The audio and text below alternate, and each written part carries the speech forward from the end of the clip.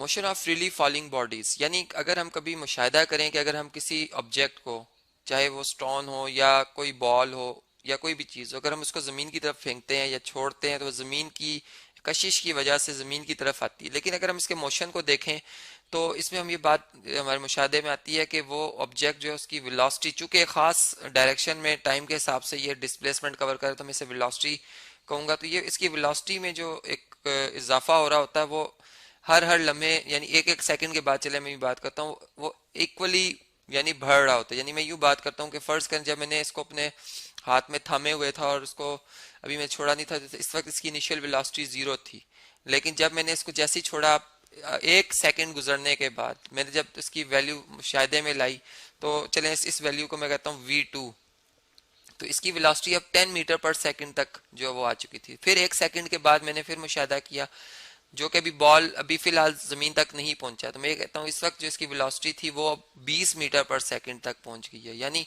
ये एक एवरेज बात मैं कर रहा हूँ। और इसी तरीके से फिर जो है वी, अगर हमने एक और सेकंड के बाद अगर देखें तो अब 30 मीटर पर सेकंड यानी 30 मीटर का फासला एक सेकंड में तय करने की सलाहियत रख रही है। और फिर इसी तरह अगले लम्हे फिर एक सेकंड के बाद 40 मीटर पर सेकंड। तो हमने देखा कि ये इसमें जो वेलोसिटी में तब्दीली आ रही है टाइम के हिसाब से, जिसे हम एक्सेलरेशन जो है वो कहते हैं, अगर हम इससे देखें तो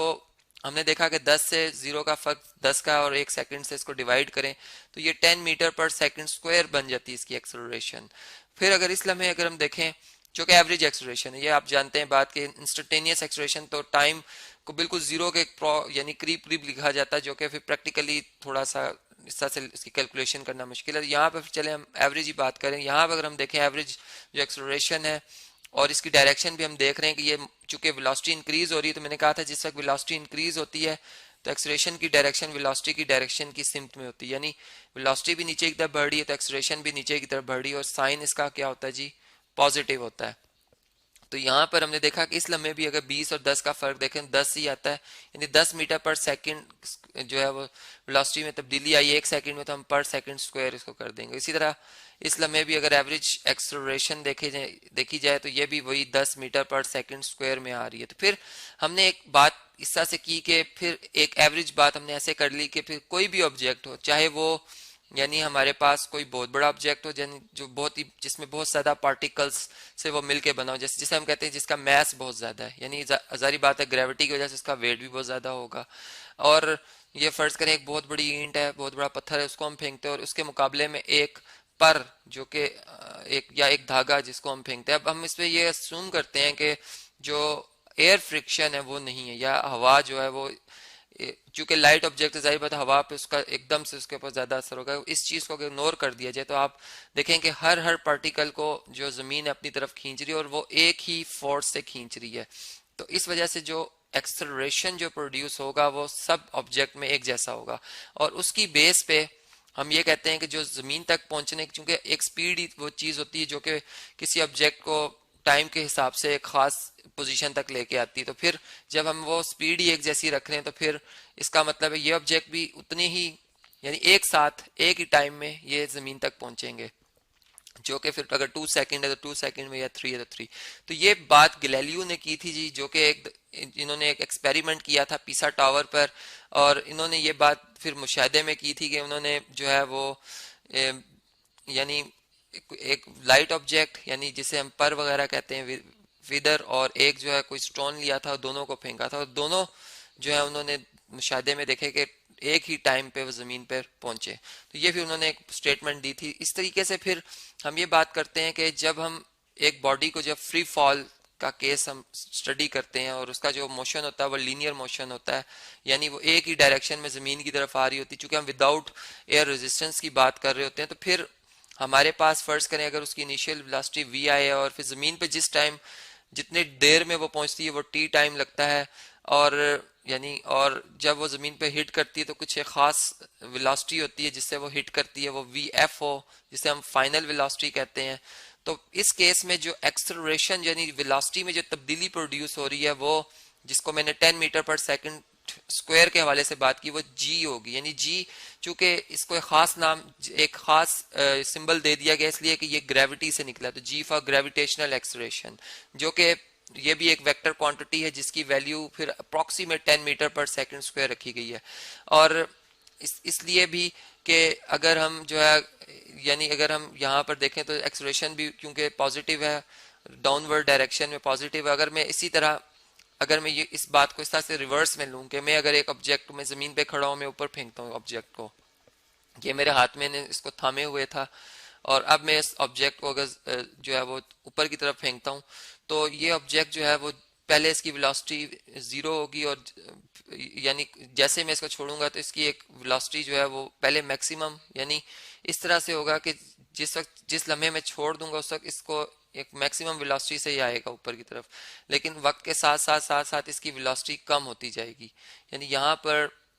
अगर हम इनिशियल वेलोसिटी को कोई वैल्यू दे रहे हैं तो वो जब छोड़ने के बाद मैक्सिमम और यहाँ पर आकर फाइनल जीरो हो जाएगी, बिल्कुल उसका रिवर्स हो रही है। तो ये क्यों कम हो रही है, अगर हम देखें तो इस पर मुसलसल मुसलसल जो है वो जो जमीन की ग्रेविटेशनल फोर्स है वो उसको रोक रही है, ऊपर जाने से रोक रही है, जिसकी वजह से जो एक्सलरेशन अब प्रोड्यूस हो रहा है वो चूंकि कांस्टेंट है, यानी ऊपर जाने और नीचे जाने में उसकी जो मैग्नीट्यूड है वो सेम है, लेकिन डायरेक्शन चूंकि ऑपोजिट होगी, तो इस दफा हम इसको माइनस उसी वैल्यू को नेगेटिव के साथ लिखेंगे, -10 मीटर पर सेकंड स्क्वायर। तो जो कि फिर हम यूं कहते हैं कि अगर हम किसी ऑब्जेक्ट को ऊपर फेंकते हैं तो वैल्यू ऑफ जी जो होती है वो नेगेटिव होती है, और उस पर उसका रीजन भी हमने दिया कि वही फोर्स लग रही है जो कि पहले नीचे खींच रही थी, वही फोर्स इसको वापस नीचे ही खींच रही, लेकिन मोशन के मुखालिफ है। तो इस तरीके से ये जी की वैल्यू हमारे पास आती। फिर हमने ये भी बात ऑब्जर्व की, अगर हम किसी हिल यानी सी लेवल से किसी पहाड़ी इलाके में चले जाएं तो वहां पर जी की वैल्यू कुछ उस बुलंदी की वजह से कम हो जाती है। और फिर दूसरी बात ये कि जिस तरह से यहाँ पे हम कह रहे थे कि हमारे पास इक्वेशन ऑफ मोशन जो है कि वी एफ जो इक्वल होती है वो V I plus A T के इक्वल है, जो कि इसमें ए जो है वो एक्सलरेशन है, वो जो मोशन में यूनिफॉर्म एक्सलरेशन प्रोड्यूस हो रही है। ये अगर हम देखें तो हमारे पास जो ग्रेविटेशनल एक्सलरेशन है वो भी यूनिफॉर्म है, तो फिर हम कहेंगे कि वी एफ जो है वो इक्वल टू है V I plus G T के, यानी चूंकि इसमें भी जो एक्सलरेशन है वो यूनिफॉर्म एवरेज एक्सलरेशन हम ले रहे हैं। इसी तरह हमने सेकंड इक्वेशन ऑफ मोशन पढ़ी थी जो कि हमारे पास थी जी के एस यानी जो डिस्टेंस बॉडी कवर कर रही है, डिस्प्लेसमेंट कवर कर रही है, वो S equal to V I T plus half A T square होता है। और इसमें भी अगर हम देखें तो ए जो है वो रिप्लेस कर देगा जी को, क्योंकि इसमें भी ए जो एक्सलरेशन थी वो यूनिफॉर्म थी, और यहाँ पे भी जी हमारे पास जो है वो यूनिफॉर्म एक्सलरेशन है, तो हम इसको फिर इस तरीके से लिख लेंगे। यानी हम हर जो हमारे पास इक्वेशन ऑफ मोशन है, जैसे 2as equal to V F square minus V I square है, अब हम इसको भी इस पे भी ए से इसको रिप्लेस कर देंगे, तो ये 2gs जो है वो इक्वल टू आ जाएगा V F square minus V I square के। तो ये इस तरह से हम यानी इन इक्वेशन ऑफ मोशंस को इस्तेमाल करते हुए अगर बॉडी फ्री फॉल केस में हमने कोई हाइट मालूम करनी है, हमने कोई टाइम मालूम करना है, तो वो हम बड़े आसानी के साथ जो है वो मेजर कर सकते हैं। जैसे फर्ज करें अगर हम एक कोई प्रॉब्लम को देखेंगे जिसमें इनिशियल वेलोसिटी बता दी जाए,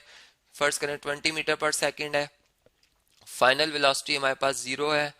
और इस पे ग्रेविटेशनल चूंकि अब इससे हमें अंदाजा हो गया कि जो बॉडी है वो ऊपर की तरफ जा रही है क्योंकि फाइनल जीरो है, तो फिर इसका मतलब ये हुआ कि इसमें जो ग्रेविटेशनल एक्सलेरेशन होगी नेगेटिव होगी 10 मीटर पर सेकंड स्क्वायर।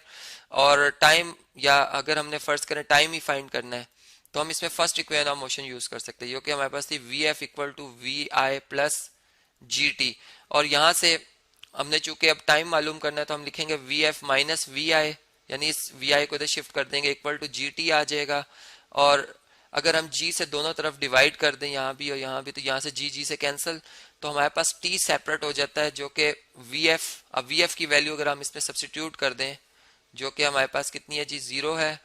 जबकि वी आई हमारे पास कितनी है जी, वो है यानी 0 मीटर पर सेकंड, इसको हम लिखेंगे जी यहाँ पे 0 मीटर पर सेकंड, और यहाँ पर वी आई हमारे पास 20 मीटर पर सेकंड है, और डिवाइडेड बाय जी हमारे पास 10 मीटर पर सेकंड स्क्वायर है। तो यहाँ से आप देख सकते हैं कि ये -20, बल्कि -10 था जी, -20 आएगा, यहाँ जवाब है -10 आएगा मीटर पर सेकंड, और ये भी मीटर पर सेकंड स्क्वायर जो है इसको हम यहाँ पर शिफ्ट कर देंगे, तो ये सेकंड इस सेकंड को खत्म कर देगा, मीटर मीटर से कैंसिल, माइनस साइन इससे 2, तो हमारे पास 2 सेकंड जो है इसका जवाब आ जाता है। तो इस तरह से टाइम भी मालूम हो सकता है, फाइनल वेलोसिटी निकालनी वो भी मालूम हो सकती है, इनिशियल भी हो सकती है, यानी चार में से अगर चार अननोन क्वांटिटी 3 पता हो तो हम चौथी इस इक्वेशन ऑफ मोशन से फाइंड आउट कर सकते हैं।